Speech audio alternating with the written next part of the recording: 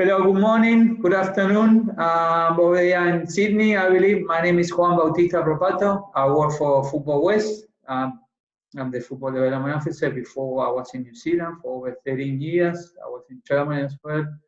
I was in Cuba as well, doing the under 20s and in Argentina. But today we have the pleasure to have a football interview, a chat with Sebastián Martínez. How are you, my friend? How are you, Coach? It's a pleasure to me to be right here with you and share all my experience in soccer and about my life too. Very good. Yeah, my pleasure. Un placer, amigo. So tell me a little about yourself. I began to study in Colombia like 20 years ago in my city, Medellin, University Pontificia Bolivariana. Right there, I do my high school, my primary school, and then I began to study and work in a small family business administration. And I finished in 2009 my studies right there, and all my life I've been involved to soccer. After a few years, I decided to come back and live in Argentina to begin my studies in professional soccer coach when I finished right there in 2017. And then, after that, what was your experience in Argentina? After that, I just began living right there in Buenos Aires in 2013. What my first experience right there, studying in River Plate Stadium, a central office of ADFA, the Association of Coaches of Argentinian School. And was a big pleasure for me because I began knowing all about the culture, about the feeling of soccer, about the Argentinian people. Right there, I look around all the stadiums, all the feeling about soccer, and begin to study all the Argentina methodology to coach soccer. That I think that is one of the most important at the world. Very good. And what about playing experience? I guess in Colombia, it's like in Argentina or any of the football nations. Everywhere you see a kicking the ball, playing around, playing on the streets. Or what was your experience in Colombia playing? Like you Medellin. said, I have the blessing to travel and work around the world in the sport that we love. Not even play professional soccer, but since I was a kid, I play in all the school teams. Also play some tournaments in my city. And in every single place that I live, I play soccer with friends. I tried to play professional until 2013. Right there, one manager carried me and some friends to train in a high performance center, but we couldn't play professional. We need to play another level, but we enjoyed that experience to play almost like professional players. It was a very good experience. But always over in every single place where I live, I used to play soccer with friends everywhere. You just need a ball to get a friend. You don't need more. That's true. That's true. If you have a ball, you have new friends for sure. Or if you don't, you go and join a game and you have friends. Which coach do you remember when you were playing in Colombia and why? Like he was coaching you. Which coach? His name is Álvaro Hernández. Álvaro Hernández is the one of the most important coaches and person for me in my life because I played for him when I was like 12 years old. I remember that was my first injury in my hamstrings, and I was very, very worried about that. And I remember like it was yesterday. He took me, hey, Sebastian, calm down, man. You need rest to recover yourself, and after that, you will come back very strong. And after that, He's now a professional soccer coach for a team in Colombia, second division, Leones Football Club. And he also has a small club right there called Las Playas Football Club. And he gave me the first opportunity to work in soccer. So he gave me a lot of advices to coach and to manage every single soccer team. What do you learn about yourself coaching in Colombia? How was your experience? In Colombia was a greater experience, because if you know the people, if you know the culture, if you know the environment, it's easy for you. It's easy for you. You are close to your home, to your family, and you know every single field that you're gonna play. So it's easy for you. But one of the most important things that I know is to in the not in professional team, in amateur teams with kids, to know the parents, to have the experience to talk with the parents. So it's very important for me right there to have all the resources close to me, to coach to close well the kids. Very good. And what about when you went to Argentina? Do you see a massive difference between the Argentinian players and the Colombian players, as well the parents? Maybe, I don't know if you are in a club, maybe you don't see the parents so often in Argentina, but how do you see, or if any difference you see between the players, the parents, the coaches between both countries? In Argentina, it was a switch and a very change for my career, because in Colombia, I couldn't have the experience working in a high level, just with kids, under 20s too, under 20s, under 18s, but not professional. But in Argentina, I got the opportunity to work in Argentino Juniors, a very important club right there, and everything was different there. Everything was different there. The methodology, the thing that you have to do before and after the training, the coaches. I met right there in the club a coach that changed my way to see the soccer and in life too. His name is Juan de Rucci. Juan de Rucci. He changed my life in everything. When you coach professional soccer, they train like professional when they are like 14 years old. So you have to prepare all the trainings very different for them, because it's high competition.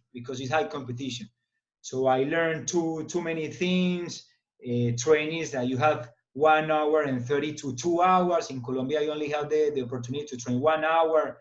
In Argentina, always you have, if you couldn't have all the complete fee, you have the gymnasium, all different spaces to train that let me know how to move in different environments and with different tools that you have.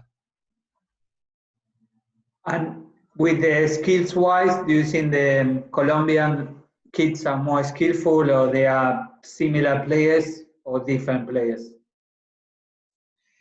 For me, are different players. When we can see a Colombian player, a kid or a youngest Colombian player, you can see the essential technique. Very good pass, very good control of the ball, very good dribbling.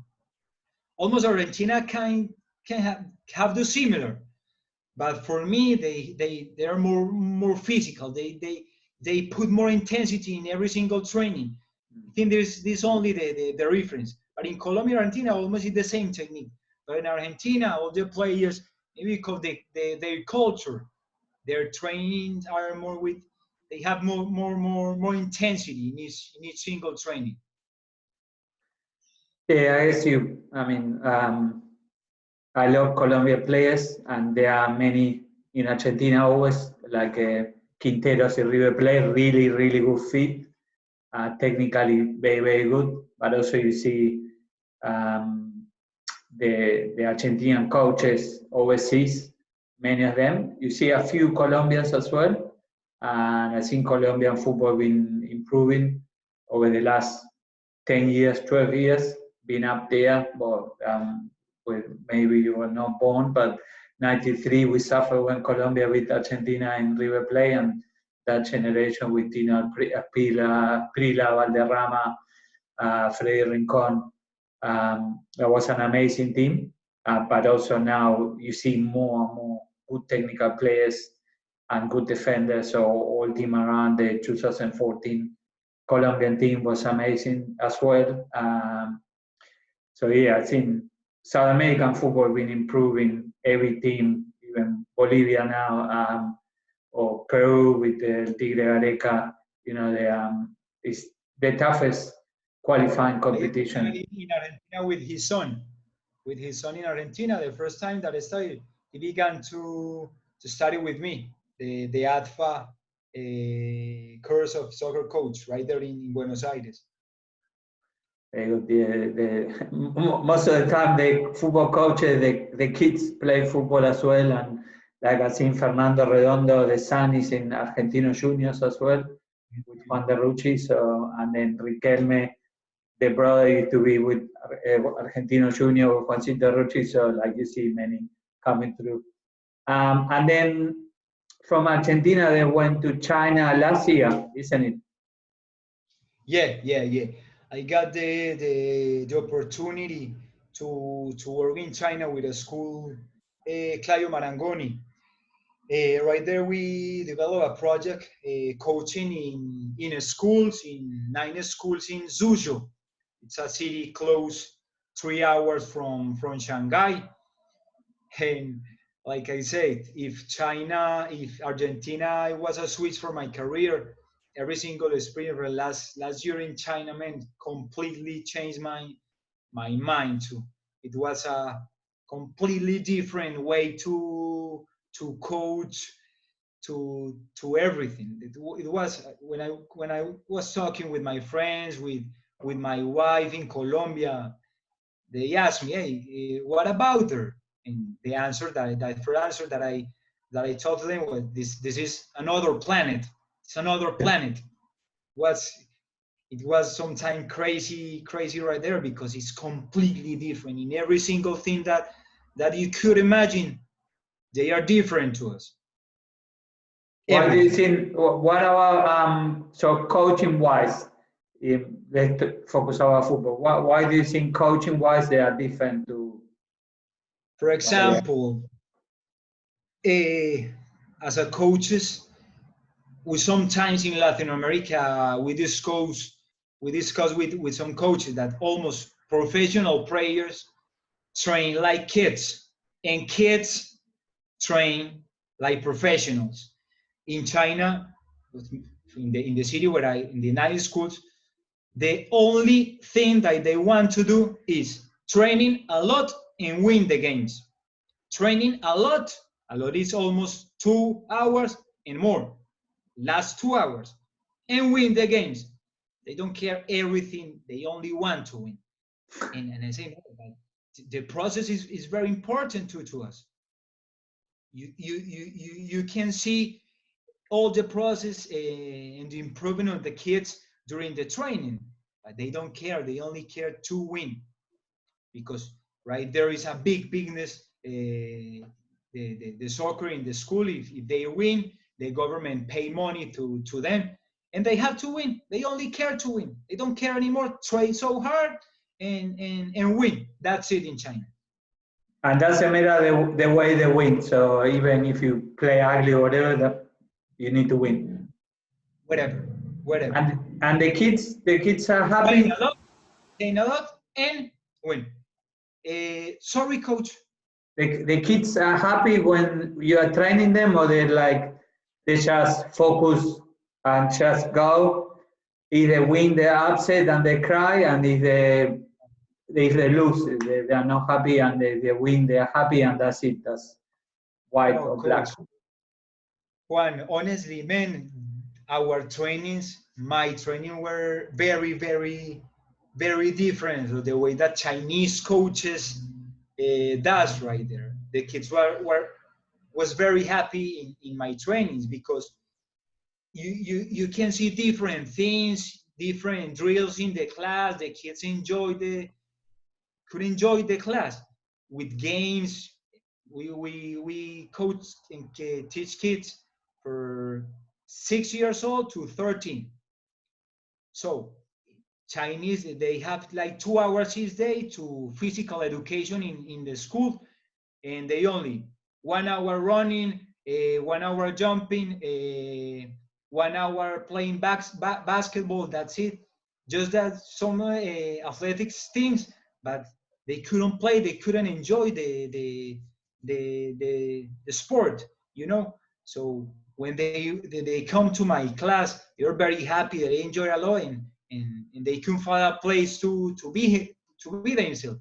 Because you know the Chinese culture is very organized with very structured. You can't move to that. So in my trainings, I try to make different things just for the kids so they can enjoy. Nice. Yeah, I saw your video on Facebook and the kids look really happy. So I was like, oh yeah, that's good. And then this year you moved to Australia, to Sydney. Yes, Juan. Right here we were developing a project with a soccer school in Argentina, but this current moment, because of the virus, because of the thing, it was stopped. And now I'm coaching Heffron Hawks and it's FC. At the moment, soccer is stopped right here, but I know that soon we're going to be in the fields again. Yes, yes. So what do you learn over the last year from, let's say, your first session back in Colombia to over the last years coaching? What do you think you learned the most as a coach? What did you change? It's a very important question, Juan, because put me just to think about this year that I've been working.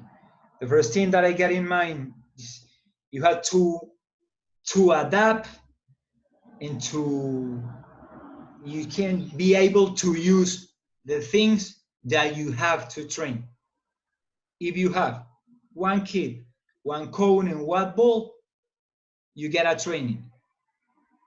If you got 50 kids, like sometimes in China, and got 3 balls, 5 cones, that's it. You have this and you have to adapt it, and don't put any problems to that, and do the training. You have to adapt to each situation that coaching put in your life. You don't have to get angry for anything. Just adapt.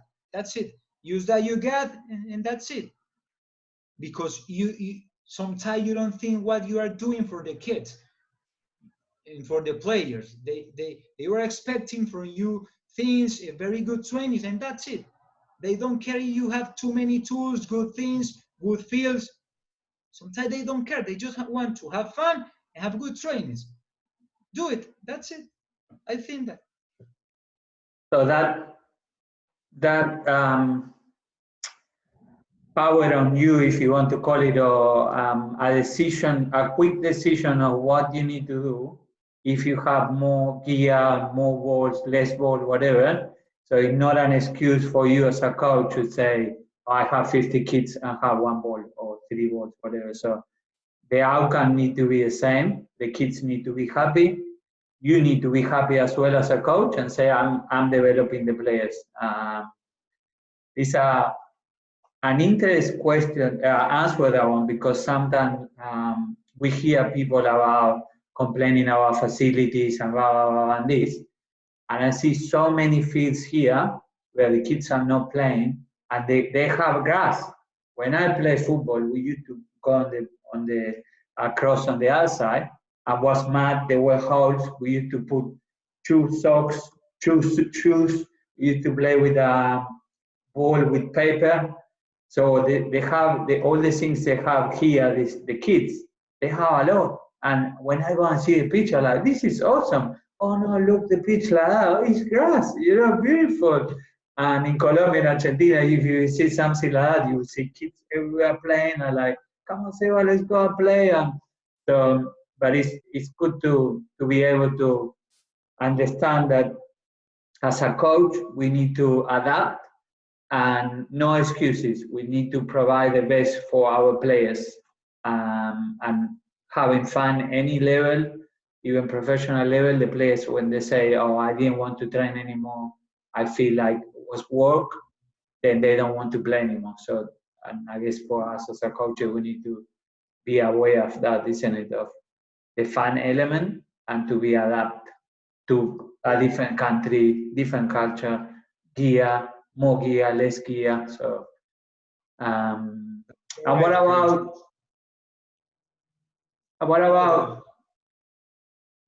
Yes, yes.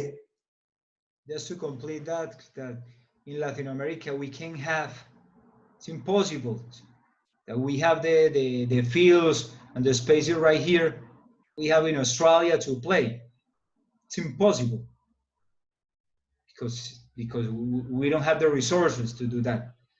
So like exactly what you say, sometimes, because I think this is the proper, not the proper, the way that Australian people think.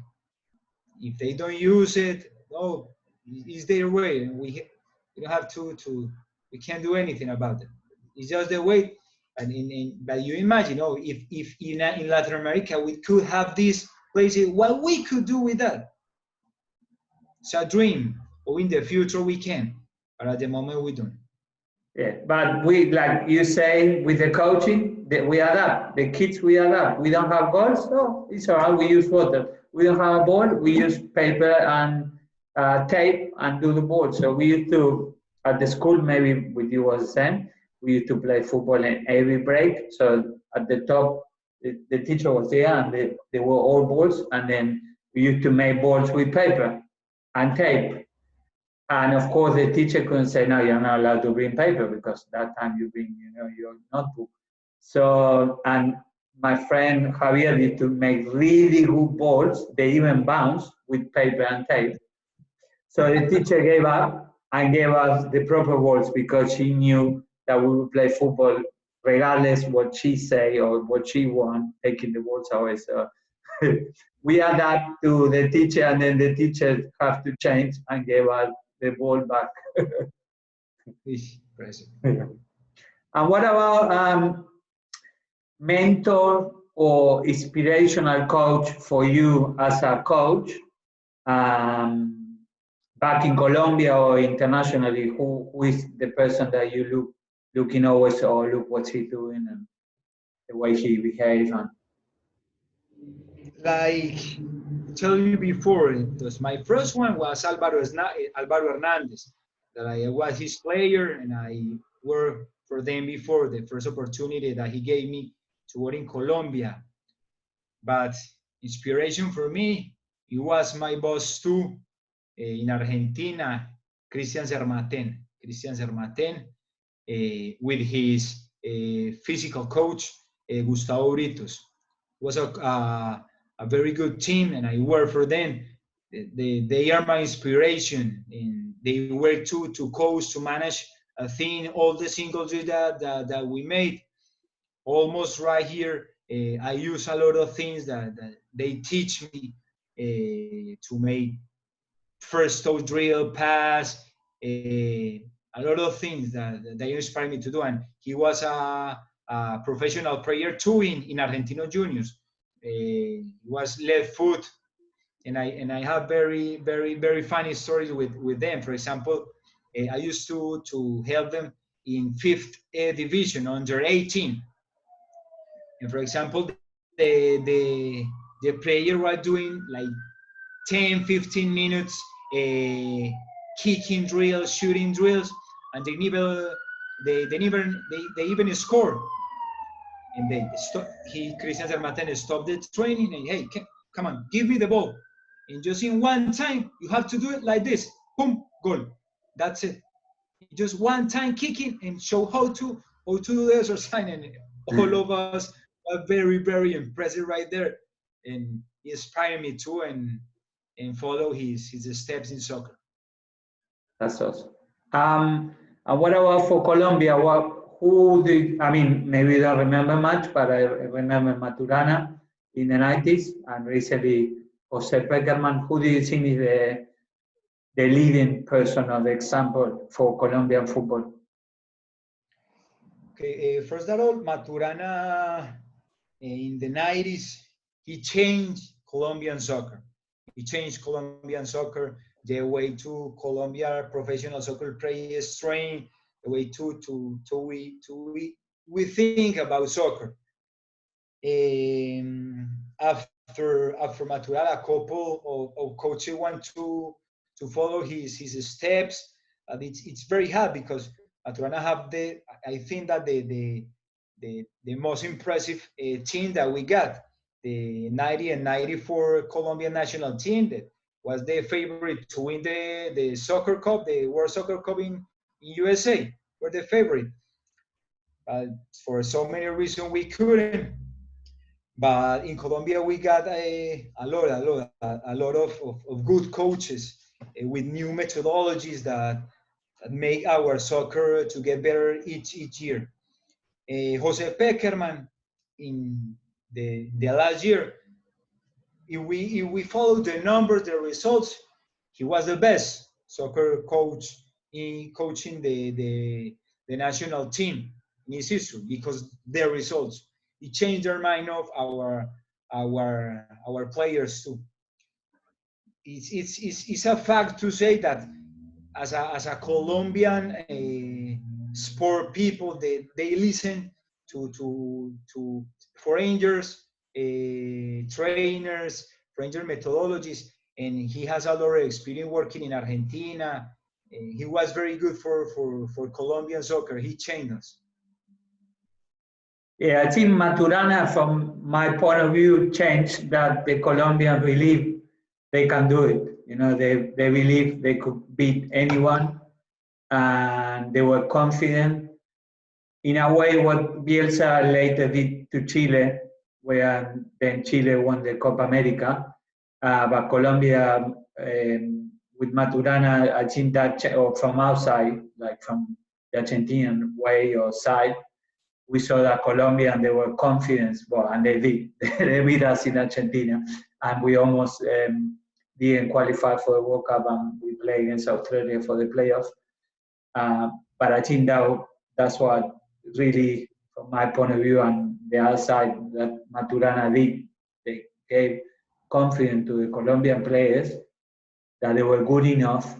Maybe then too much confidence. The players thought they won the World Cup before the World Cup started, and then they couldn't pass the first round. But that team was amazing.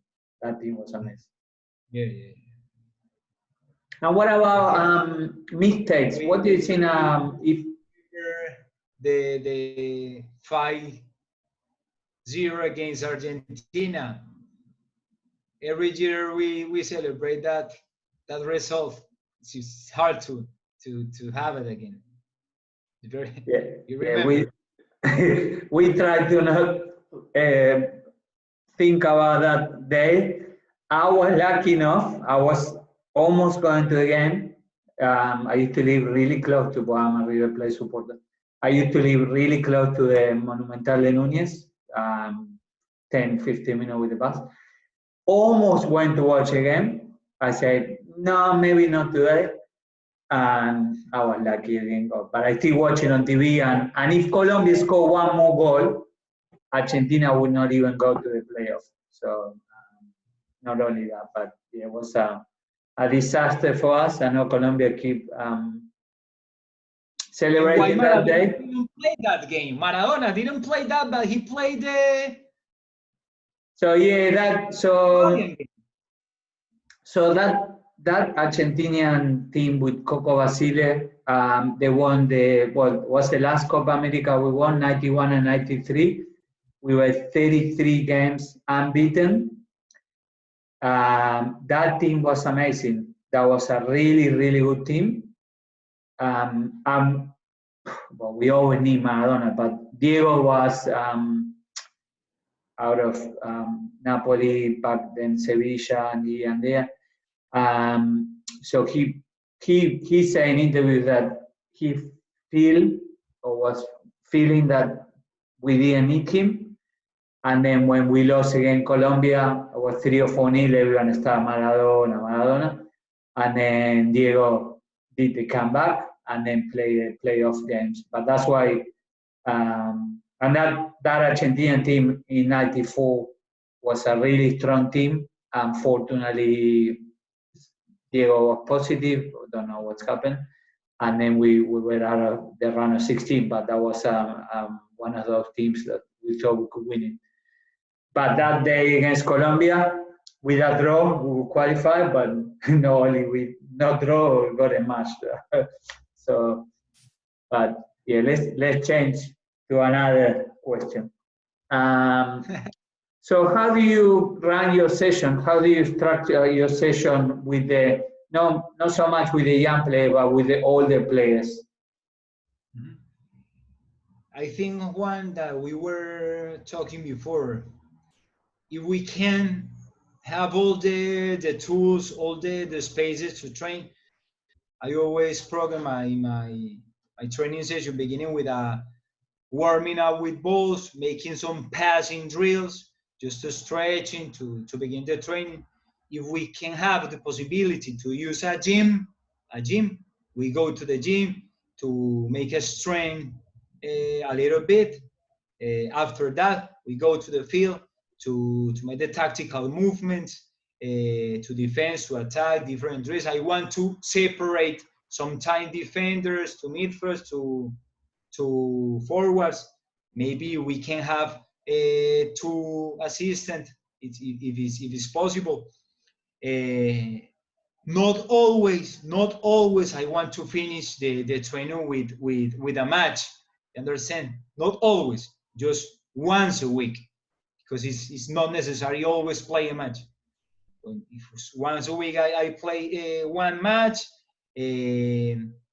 and that's it. We finish the training with a stretching, very long stretching, talk with the players, and that's it. We can have the possibilities. Warming up, go to the gymnasium, go to the field, and come back to make the stretching final session. So what will you say about warming up? So what will you do after the warm up? Which activity will you do? After the warming up, sometimes, like I told you, for example, in Argentino Junior, sometimes we went to the gym, so many strengths, so many functional training, but not always we can. If you were on the field after the warm up, what activity would you do? A 5v2, 5v3, 4v4, what do you do? How do you run your session normally? On the field, not outside. On the field, depends of the day. For example, after the match, after Monday or Saturday, we're gonna train on Monday or Tuesday. In the field, we program for the depend. For example, we can do 2 or 3 drills. We can make a pressure drills. We can make 4 against 2, different circuits with technique. 2 or 3 drills before tactical parts. Depends on the data that we have, but I like to do 2 or 3 drills in training, work on defenders, midfielders, and forwards. And how do you do the tactical part then? What do you run? For example, a very good exercise that I use, Profe Álvaro Hernández teach me in Colombia. We call a intersectorial tactical movement. For example, you split the field in three. For example, 4 defenders in the middle, 3 midfielders, and 3 strikers. And you begin with passes with them. You begin with passes, and you put the condition. You got to do 3 or 4 passes before pass to the another line. You understand? Yes. And you got 2 or 3 players making pressure. In each sector. In each 2 or 3, and you can organize all. the way that the defense moving, or different things that you can control and looking each space. You can put less passes and see what's going in the drill. And after that? After that, if we have time, I like to do, for example, transition games. Transition game, for example, we can do right there, attack, defense, transition, defense, attack, transition. All attention, Juan, and I know that you understand, all depends on what the space we got. We're gonna put example, we got two assistants in all the field. For example, in the middle of the field, right there, two assistants gonna work. Defense, attack, me, attack, defense. You understand? So I split the group to be able to work good in each transition. Very good, perfect. So looking about the present now, this crazy virus and all the things going on everywhere, how do you see the future? How do you think everything is going to, what is going to happen in the near future? I would like to know like a crystal magic ball to know that. But I only say, Juan, that because of my faith, because of my religion, that everything is going to be all right for all of us. Everything is, we're going to see all the things that happen around the world very different. We'll be able to enjoy the single things of life. For soccer, honestly, I don't think, it's my point of view, I don't think that online video, we can work with that for too many years. We can work with that 1 year, maybe, I think. But I don't think that it's good for the things that we can learn inside the field, not just soccer, every single sport.